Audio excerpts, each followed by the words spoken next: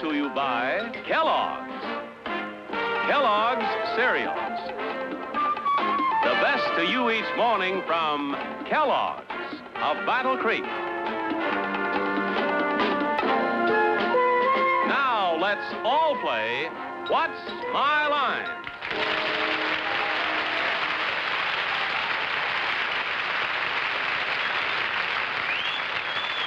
And now, let's meet our What's My Line panel. First, the popular columnist whose voice of Broadway appears in papers coast to coast, Miss Dorothy Kilgallen.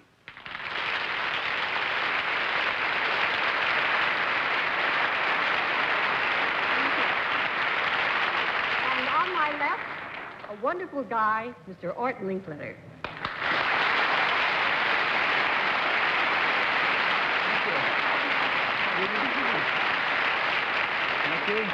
On my left is the charming young lady who is not only an actress and a model, panel moderator, but is going to be a coast-to-coast commuter starting this week when she flies between here and Hollywood to make a movie out there with Doris Day and to do What's My Line each Sunday night here. Arlene Francis.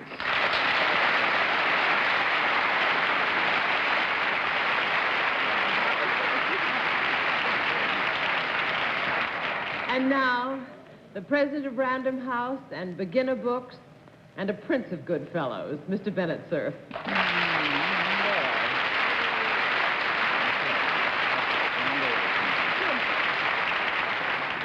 And now, as always, it's my pleasure to introduce that consistently eloquent but sometimes disquietingly evasive panel moderator, Wow. John Pop Daly.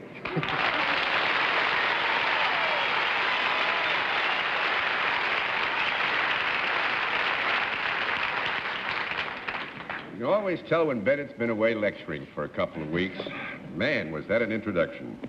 Art Linkletter, it's very nice to see you on the panel again. Trust that you enjoy this next half hour. We have some interesting occupations to engage your attention. We'll also have a famous mystery guest before my friends on the panel a little bit later in the program, and we'll meet our first challenger after... And now to meet our first challenger. Will you enter and sign in, please?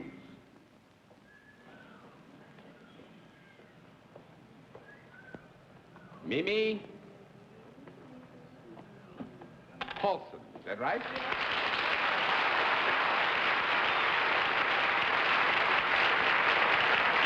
Miss or Mrs.? Miss Paulson, where are you from? From Haugesund in Norway. Haugesund in Norway? Yes. No, that's very interesting indeed. Very interesting indeed. Well, it's nice to have you here in the United States. Thank you. Get on with the game, John. Well, no, I'm thinking. I went to Haugesund not this past summer, but the summer before. Oh, you did? Yeah, on that hydrofoil boat, you know. Oh, I bet maybe you're going to Beg your pardon. Well, Miss Paulson, may I present the panel? As you can see, they're overeager, but come with me, please. Do you know how we keep score on What's My Line? Yes. In that event, we'll let the audience in the theater and the audience at home know exactly what your line is.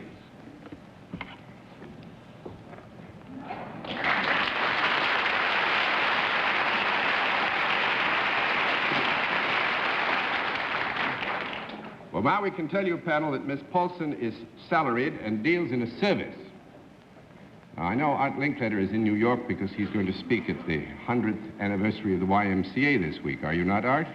Tomorrow night, yes. Fine. Well, then I think we might as well put you to work here first, too. So go on. She is salaried and performs a service? Right. Does this service involve human beings? Yes. Does it make the human beings that it is involving happy? Both. Mostly. Both? Yes, mostly they make them happy, yes. Both of them are happy? No, what we're trying to say here is that in the delivery of the service, it is possible that under one set of circumstances, the people who might be involved would be happy about it. Equally, there might be a set of circumstances under which the service was given when it would not exactly produce joy. Right? Yes. Yes, could I have a translation of that after the program? Well, that means yes and no, really. All right. Does this involve your own personal... Do you come in contact with the people for whom you are performing this so-called happy service? Yes. You speak now of physical contact? No, just within the environs of the room. Well, let me say that in the performance of the service, we can reasonably assume that Miss Paulson will come in contact with other human beings. This is not necessarily to say that in every case that a benefactor of the service will be in direct contact with her. Oh, boy. John, that son of yours is never going to get a word in edgewise. Vaccinated with a phonograph needle. I wonder if you could tell us, or rather I assume that you can tell us, that this is indoor work. Yes. It is indoor. And it is, involves mental services. Yes. In Norway. Yes. Well, let's say it could in Norway, yes. That is where you work. Yeah, most of the time.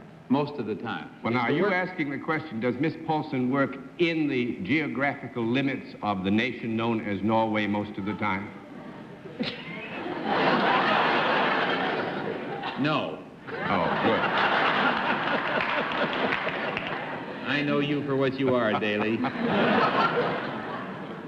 Is this is seasonal work? No. No, that's very good. That's one down and 9 to go. Don't say any more. No is all we need to say there. Miss Francis? Do you give advice in any way in your job? Yes. Do you have to have formal training for your job? Yes. You have to have a college diploma? No. No. 2 down and 8 to go, Mr. Cerf. Miss Paulson, Mr. Linkletter was trying to ask you when he was subverted by Mr. Daly whether or not you came into physical contact at any time with the people whom you serve. I will now ask you that question. Well, sometimes. Well, let me say that any physical contact that was involved would be perhaps accidental would be the word, and certainly not necessary to the performance of the service, No. would you say? So since it is not necessary to the performance of the service. Necessary. I asked if she came into physical contact, John. And if Well, she I does, don't, then... actually. I That's don't fine. know. That's the right answer. No. 3 down and 7 to go, Miss Kilgallen. In other words, Miss Paulson, you don't do more than shake hands with them. Exactly. Do you speak to them? Oh, yes. And as a result of this, does something happen to them? Yes. Do you ever speak sharply to them? No. No? Well, I Have would they done say... something naughty? No, I would say, well, in that term of reference, fine, Dorothy. No. 4 down and 6 to go, Mr. Linkletter. Is this service one which has a lengthy duration? In other words, they're liable to be seeing you over quite a span of time. Oh, I don't know what you're saying.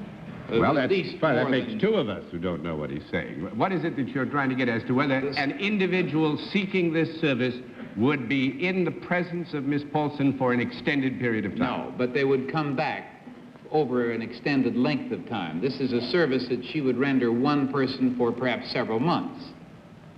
Well, It would it is... not be consummated in one... Careful there, boy. Down there. I would say that the people who were in her area and would seek her out for the service might well seek her out over a period of time to have this service performed, right? And is this service for adults? This service is for grown-up people. Oh, yes. And for both men and women. Yes. And it results in them becoming better people. Not necessarily, no. I mean, they're more adjusted to their work and you're not a psychiatrist. That's fine. 5 down and 5 to go, Miss Francis. She would have had to have a That's college right. She degree needs a for college that. degree. I'm going to give you 1 more minute. Let me ask you something. Do you work for a non-profit-making organization? No. They make profit wherever Yes. you are. Oh, yes. 6 down and 4 to go, Miss Mr. Cerf. Paulson, have you got anything to do with the entertainment industry? No. 7 down and 3 to go, Miss Kilgallen. Could a man do what you do? Yes. Are you in communications at all? Yes. Are you in radio or television? Yes. Well, that's entertainment. Do you also write, perhaps? Or announce? No, because in radio, in a manner of speaking, you want to take a shot, Art? I'm going to throw the towel in, I think. I'm through. Dorothy has opened the door, which I think, given sufficient time, would have led you up the right path. And I must say, I don't blame you at all for having a little trouble with this, because Miss Paulson is probably the prettiest radio operator on shipboard that you have ever seen.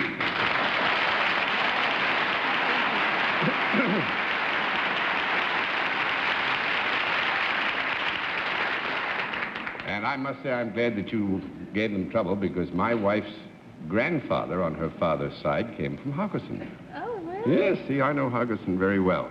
Actually, Miss Paulson has a license and has served aboard. She wears a blue uniform, blue jacket and slacks and Oh, it's good. or a skirt. Can wear a skirt, too. What ship are you on, Miss Paulson? Slottheim. That's cargo. They go with ammunition. Don't the sailors resent it? They consider a woman bad luck at sea. No, they don't. Not that one.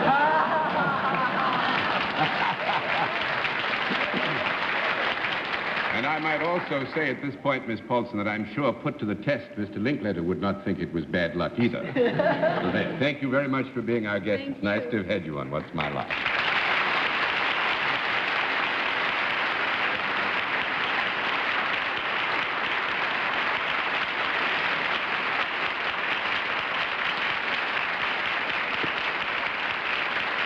Now, let's meet a second challenger. Will you enter and sign in, please?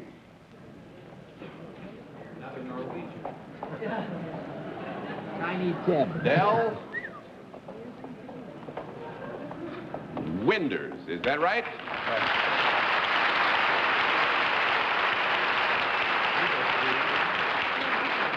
Well, where are you from, Mr. Winders? Philadelphia, Pennsylvania. Philadelphia, Pennsylvania. Well, as you can see, you have a lot of neighbors and friends in the house working with you already. May I present our panel, Mr. Winders? Now, would you join me here, please? Do you know how we keep score? Yes, sir. Fine. We'll let the audience in the theater and the audience at home know exactly what your line is.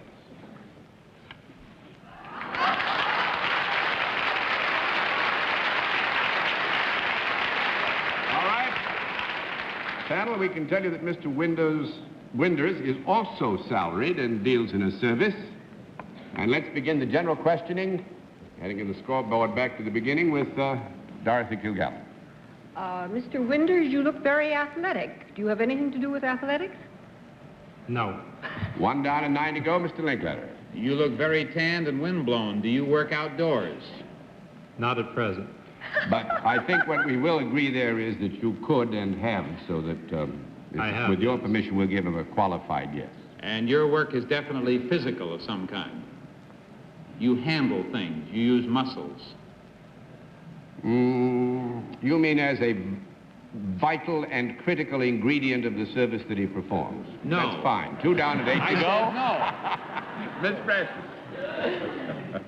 I presume that the fact that you are so tiny has nothing whatsoever to do with your job. Not necessarily. Right.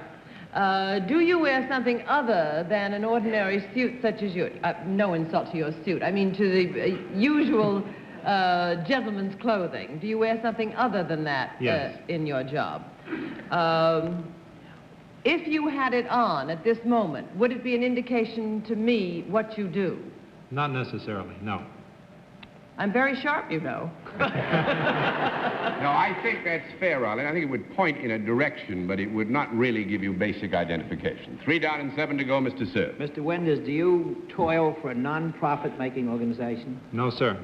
Small question, please.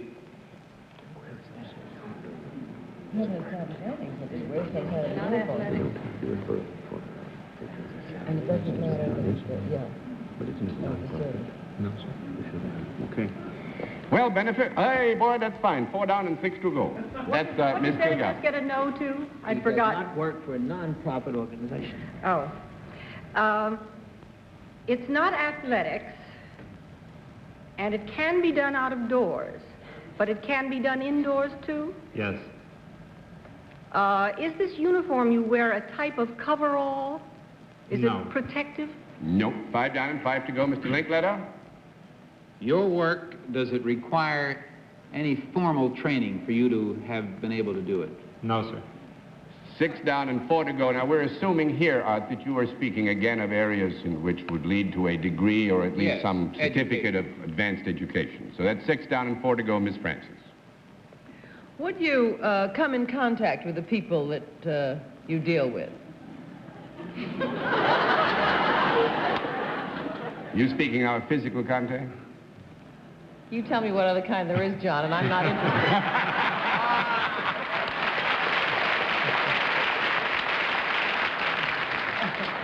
Well, Just mental contact? A boy that looks like that? 7 down and 3 to go, Mr. Cerf. Mr. Wenders, there was some hesitation on both your part and Mr. Daly's when I asked about this non-profit business.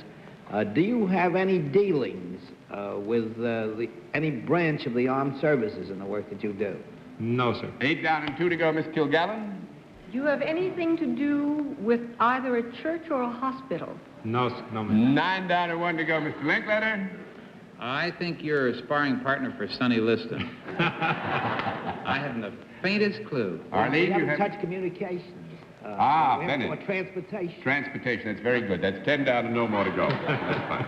Now, this again was a very tough one because Mr. Winders is a porpoise trainer. A what? Porpoise trainer. You know those wonderful mammals that can do... Porpoise. Yeah. You did this on purpose. I did this.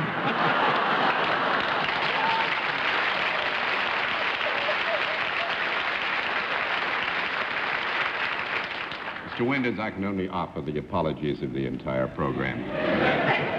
No, but actually, the reason I was concerned about the non-profit issue is that Mr. Winders is now working with 7 porpoises, or porpoisi, which is correct. Porpoise. Porpoise or porpoises. Porpoises. And they will perform... They will perform at the new aquarium that is going to open in Philadelphia next month, isn't it? Yes, it's the aqua. What will they do? Could I ask you... Everything. What about this white porpoise that they... do you know anything about that white porpoise that I read about somewhere or other? They've been attempting to catch it for several years. They finally and it's quite got an it, attraction, yes. Down in Miami. At the Miami Seaquarium. You went to one of Bennett's speeches, and that's what happened. Well, Mr. Winders, thank you very much for puzzling the panel completely, and I hope you enjoyed your visit. Thank you, It's sir. nice to have you with us.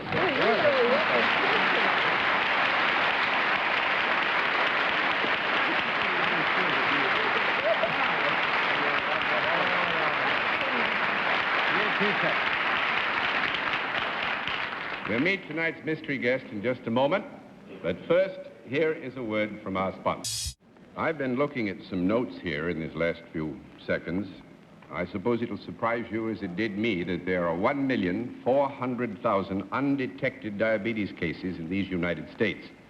Now, it requires of all of us, I think, as individuals, that we be alert and get tested. Be tested and be sure that you're not one of the 1,400,000. Be alert to the possibility that you may have it and not know it. So the only way to be sure is to call your doctor, your local diabetes association or medical society about a test this week, which is, after all, Diabetes Week. And now we come to the special feature of our program, the appearance of our mystery challenger. And the panel is always blindfolded at this time. Are those blindfolds in place, panel? Yes, John? Yes, Good. they Will are. you enter mystery challenger and sign in, please?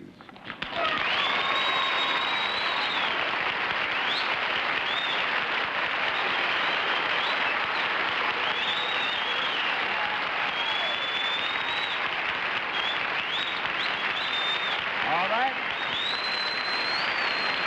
All right.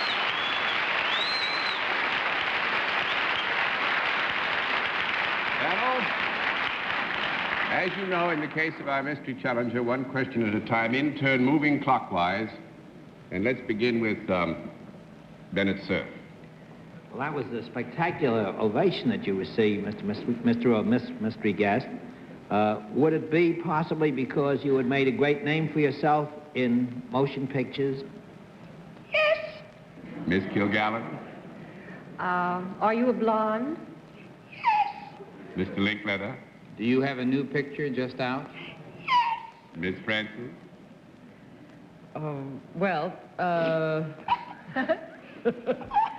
Boy, try to fake that voice. It's the most impersonated voice in America. Have you just done a picture with a vis-a-vis who is also a big name in the picture business? Would the vis-a-vis be a lady who has also been a mystery guest here within the past month named Miss Joan Crawford? All together now. 1, 2, 3. Betty Davis. Betty Davis.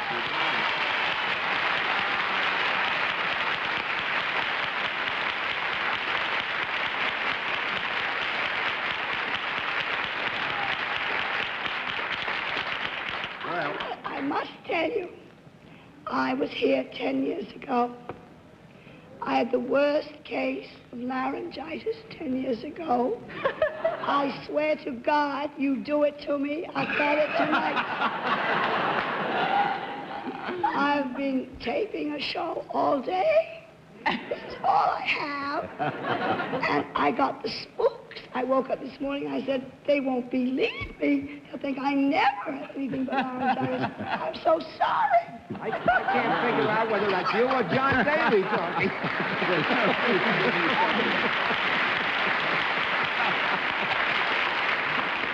I think probably the funny part about it was that the laryngitis really, in its way, gave you all a clue almost immediately that it was Betty Davis with it. Yeah. They're too sharp. Oh, they are too sharp. I don't know. I got a hunch you and I ought to get up and leave it. Baby Jane. Oh, no. Almost. No. One Beg place. your pardon. No, I talked rather Bronxy there. No. Well, the Davis, picture... I've just come back from Miami and Fort Lauderdale, and it seems to me your picture's playing at every motion picture theater in Florida. It's all over the place. Well, we were chosen by the motion picture theater owners as a sort of a test run for what they call preview engagements. We were very fortunate we were chosen. The theory being not to wait till certain specific times when they think it will be best for a motion picture, usually just before the Academy or something like that. And we opened in 137 theaters in Manhattan alone. Amazing. 22 of which I have done in 3 days in a Greyhound bus. You're entitled to laryngitis. Let me... It's just plain, it's just absolute fatigue, I know. Oh, but that's all it's it is. spooky. It's just spooky, and I blame every one of you. I get laryngitis. And may I congratulate you? Thank you, Betty, very much. And I think your son will get a word in edgewise. I think he's wrong. Well, I think he won't have any trouble where I'm concerned, but with Bennett, I doubt very much. He'll never get in a word. Let me clarify things. We're talking about a picture that's excited everybody who loves great excellence in the stage, in the theater, in the movies. Whatever happened to Baby Jane with Miss Betty Davis and Joan Crawford.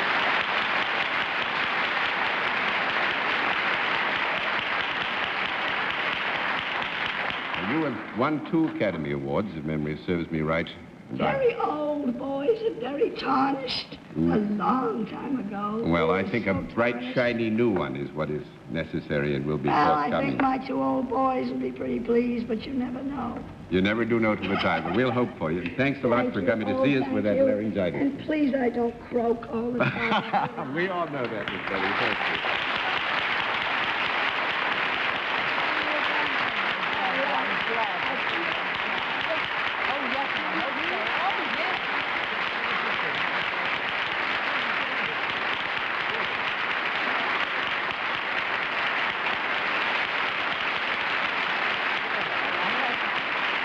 Well, I must say, Saddle, that with the mystery guest, we'll have to say you're doing rather well so far this evening.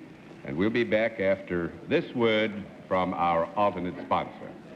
And good night, Miss Dorothy Kilgallen. Good night, John. Good night, Art. Happy Y. Thank you. Good night, Arlene. See you in Hollywood. Thank you. I hope so, Art. It was lovely to have you here.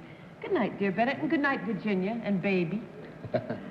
I think the ovation the audience gave Betty Davis tonight just shows you there's no substitute for class.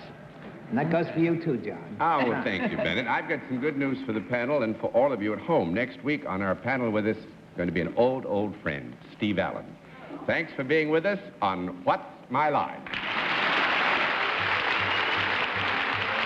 What's My Line is a CBS television network production in association with Mark Goodson and Bill Cotton.